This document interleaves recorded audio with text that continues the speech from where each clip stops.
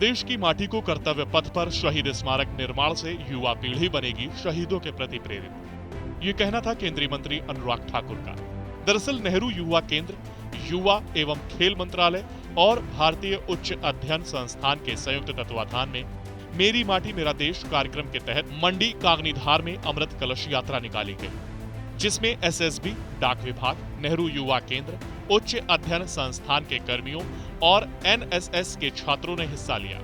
अभियान के तहत घर घर से एकत्रित की गई मिट्टी को एक कलश में एकत्र कर दिल्ली भेजा जाएगा, जिसे 30 और 31 अक्टूबर को अमृत वाटिका और अमृत महोत्सव स्मारक में समाहित किया जाएगा। इस मौके पर कार्यक्रम आयोजित किया गया, जिसकी अध्यक्षता केंद्रीय मंत्री अनुराग ठाकुर ने की, तो वहीं उनके साथ नेता प्रतिपक्ष जयराम ठाकुर सहित तमाम विधायक मौजूद रहे। इस मौके पर केंद्रीय मंत्री अनुराग ठाकुर ने बताया कि अमृत महोत्सव पूरे देश भर में धूमधाम के साथ मनाया गया और उसके अंतिम कार्यक्रम के रूप में मेरी माटी मेरा देश, वीरों को वंदन और मिट्टी को नमन, इस भाव के साथ इस कार्यक्रम की शुरुआत की गई।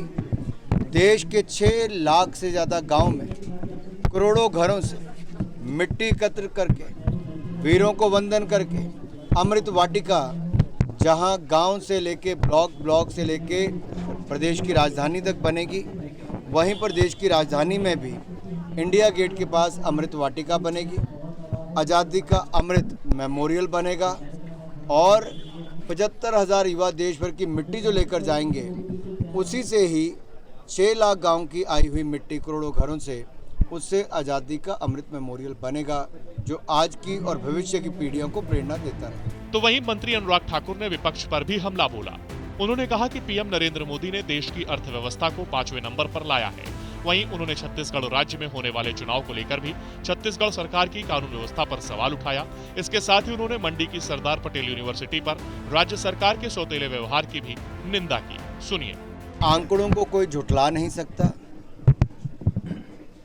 और मदद हम दिखावे के लिए नहीं करते, मदद उसलिए की कि हिमाचल में आपदा आई। केंद्र ने एक नहीं 4 किश्तों में 862 करोड़ तो पहले ही दे दिया, फिर 5,000 घर एक बार, 6,000 घर दूसरी बार, कुल मिला के 11,000 घर दिए।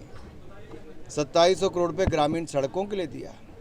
मनरेगा में जो बंदिशें थी उसको भी ख़त्म करके जितना दिहाड़ी लगानी उतनी लगाओ, रिटेनिंग वॉल से लेके रास्ते बनाओ, अपने घर की रिपेयर तक कर लो। इससे ज़्यादा अगर उसके बावजूद अगर राज्य की सरकार कहे कि कुछ नहीं दिया, तो आप समझते हैं आपदा में भी कुछ लोग राजनीति करते हैं।